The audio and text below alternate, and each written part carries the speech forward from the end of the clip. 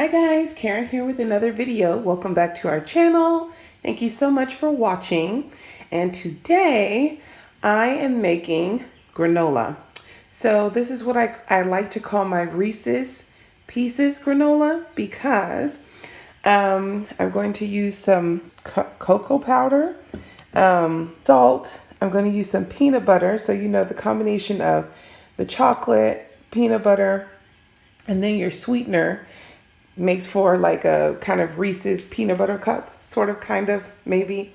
So I'm the only one who really eats this in our family. Maya and I are the ones who do not have the sweet tooth. We're the savory people. So we like, food. But on occasion, when I want something sweet, granola is where it's at for me. So I'm not going to make a ton of this because it's just going to be me using this and maybe Maya occasionally. And I'll probably eat it with yogurt or what have you, but like at breakfast time or something. And so I asked in the Q&A video if you all would like to see it because Maya thought it was too much to add to that video. So I'm just going to do it here. So today you're just going to need some oatmeal. I'm going to use 2.5 cups or maybe even 3 cups just to make it last a little bit longer.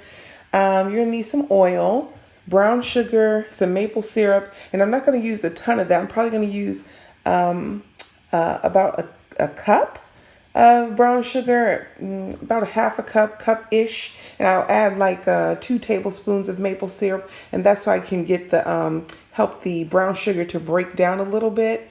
And to that I will add the peanut butter, and all of that will be in this saucepan here so that it will soften everything at once and make it to a pourable consistency. You're going to need like a teaspoon of salt, and to this you're only going to need like 1/4 of cocoa powder. Really simple, really easy recipe. So I went ahead and added my oats here, and I'm just going to add that teaspoon of salt just so I don't forget it in the end. And what you want to do here is you want to go ahead and add probably about 1/4 cup of canola oil so that your oats are ready to receive the peanut butter and it sticks to the oatmeal. So that's what you're really wanting. So I've got all of the canola oil mixed in. You can use whatever oil you like. It's all nice and mixed in. And now I'm going to start on the other half. I'm going to add the cocoa powder later. So let's get into the sweetness part. So I'm going to add some maple syrup first, and this will help. It's about 2 to 3 tablespoons. I know. I wish I measured better, but blame my mom. I don't know how to measure that well, but it's about 2 to 3 tablespoons of maple syrup. And this is to help the brown sugar break down faster and turn into a liquid. You can do this whole process in a microwave safe bowl as well. I just find that it's easier to mix it all together from the saucepan. So you're just gonna the reason why I go ahead and put all of this. So as you can see, it's starting to break down, and I want it to be nice and smooth. And right now I'm going to go ahead and add the peanut butter so it can break down together. So I have it on low because I don't want the peanut butter to burn. I want the process to be very easy.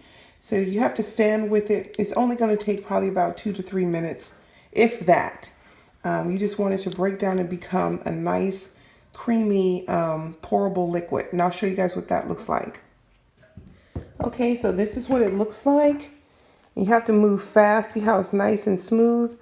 So I'm going to move quickly and pour this in to the granola or to the oats and mix it really, really good before it hardens up. So that's what we need to do now. While I'm mixing this all in, I'm going to go ahead and add the cocoa powder.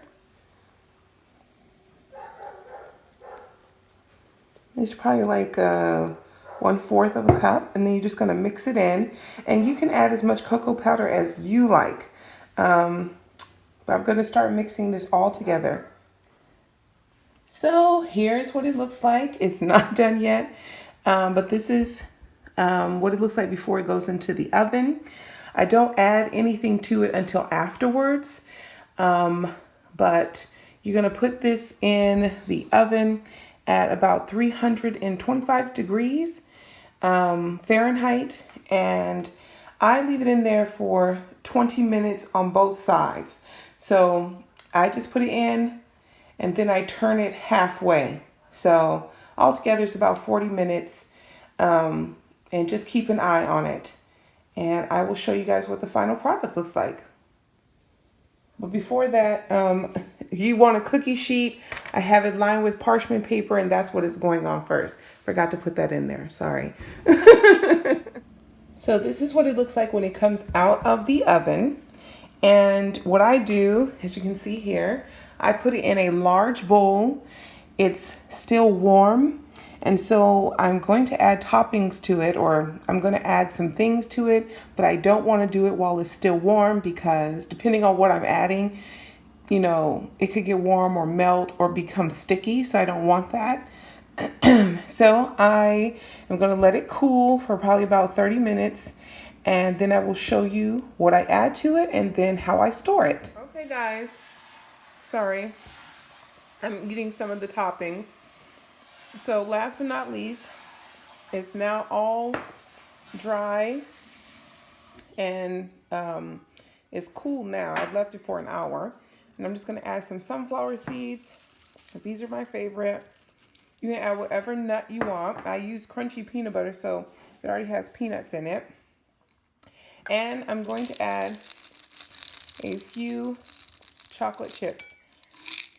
And you just mix them in. And then you have your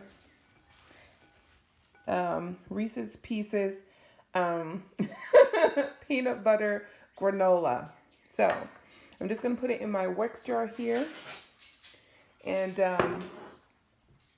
the rest of it, well, it should all fit. I think it should all fit. But this is the final product. I hope you guys found this helpful. The kitchen smells so good, and this is going to be so much fun. You can use this for almost anything. I like to use it with yogurt, but you can eat it just as a plain cereal. You can add it to a trail mix. There's so many things that you can do with it. So let me know if you all are going to make it and your favorite types of granola, and I will see you guys in the next video. Bye.